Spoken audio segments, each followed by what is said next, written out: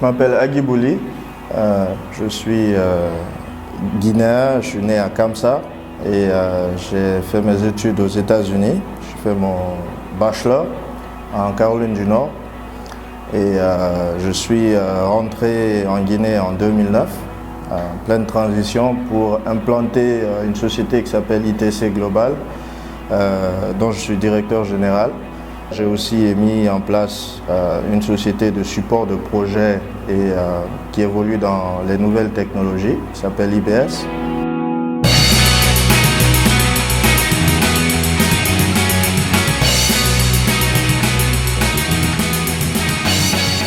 À IBS, nous mettons en place des réseaux, l'infrastructure des réseaux privés qui souvent servent à ITC.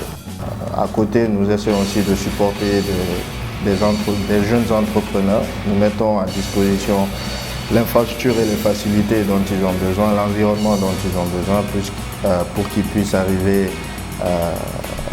à la prochaine étape de leur évolution.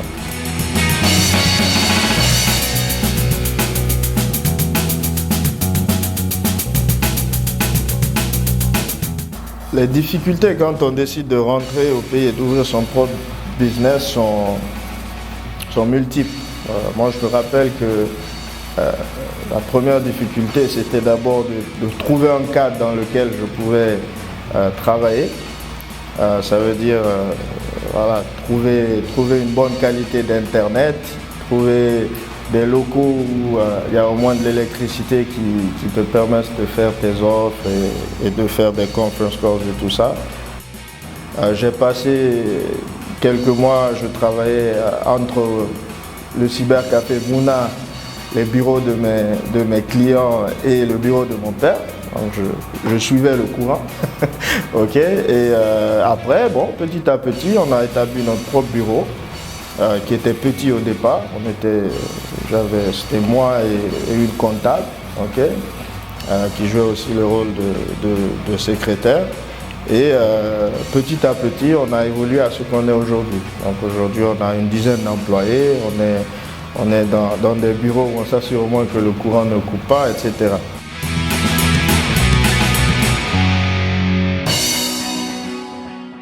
Mais aussi le choc de mentalité. Parce que, bon, comme la plupart des gens qui vont rentrer pour faire leur business ont évolué en Occident où les règles du business sont très claires, tout le monde les connaît, elles sont établies. Alors que ici, les règles sont un peu plus floues. Cette période de transition et d'adaptation peut être difficile. Et c'est pourquoi il faut s'entourer de gens qui connaissent le terrain, s'entourer de bons conseillers. Bon, moi, ma chance était que je suis très proche avec mon père qui m'a beaucoup coaché et j'ai pu vraiment rester cadré, ne pas trop tomber dans les pièges que des fois la Guinée peut tendre à tout un chacun.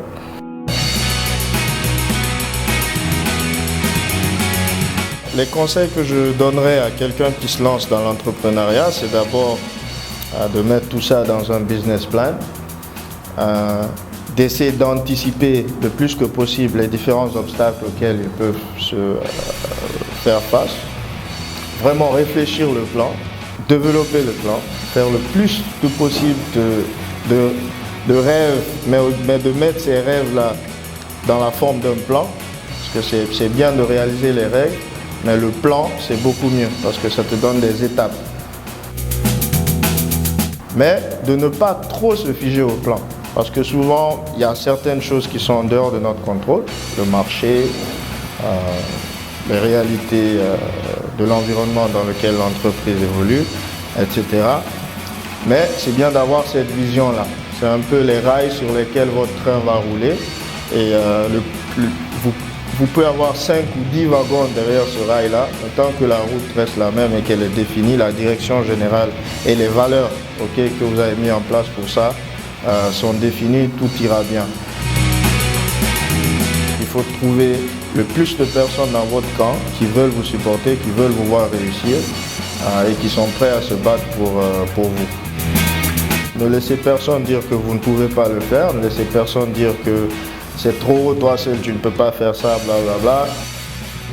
Il y a beaucoup de jeunes qui mettent en place des solutions vraiment innovatrices, qui changent les choses et font bouger les choses dans leur marché et qui sortent.